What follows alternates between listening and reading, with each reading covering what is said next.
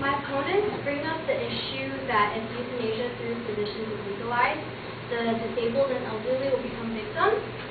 Then the advocate also brings up that they also bring up points such as nurse abuse and also the possibility for the doctors to carry out the treatment without the consent of the patient. My resources, however, conclude that physician-assisted suicide will be enforced with safeguards, so such things would not be possible, and if so, it would be very rare cases.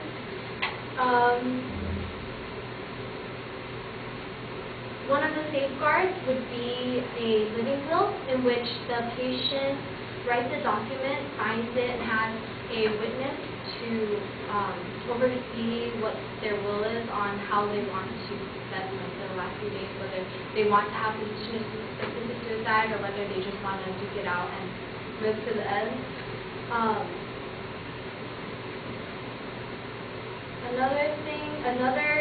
Other safeguards include limitations and restrictions that are also outlined in Oregon's and Washington's policy.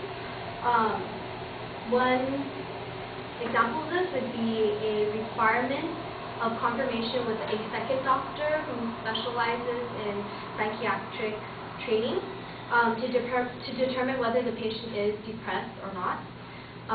Organizations also are included in the safeguards, such as the UUA, which is the Unitarian Universalist Association, which was formed in May 1961.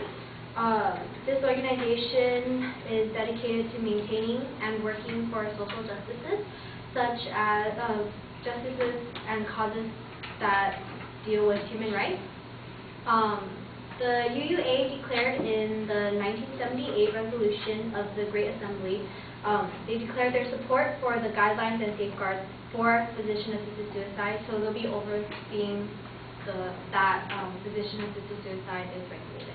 Another issue that the advocate brings up is the definition of the term terminal. The opponents define it as any disease that curtails up to a day. However, I have conflicting evidence from an outline of Oregon's euthanasia guidelines, which I have mentioned previously. According to the guidelines, terminal disease is defined as an incurable, irreversible disease that has been medically confirmed and will, within a reasonable medical judgment, produce death within 6 months.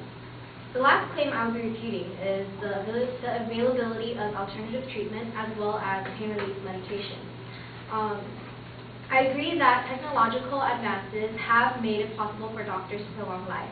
However, it is stated in McDougall's book, Euthanasia, the reference book, that in many cases, these life-saving, life-prolonging advances resulted in an increase in requests for assistance in dying. In circumstances such as Lou Gehrig's disease, the patient is suffering up until their death. This disease eats away at the victim's organs and limbs until their heart dies out. Causes like this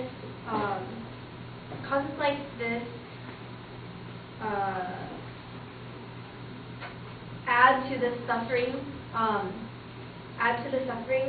Causes like this make it so that these prolonging, life-saving advances actually end up causing the patient to suffer more. Another concern for the pain medication is addiction. It is stated in the website Pros and Cons of Euthanasia that it is difficult for physicians to determine whether or not terminally ill patients are exaggerating pain. The issue with this is that the pain medication, if administered in sufficient doses, can end up taking a patient's life. So the patient can actually end up overdosing and committing suicide.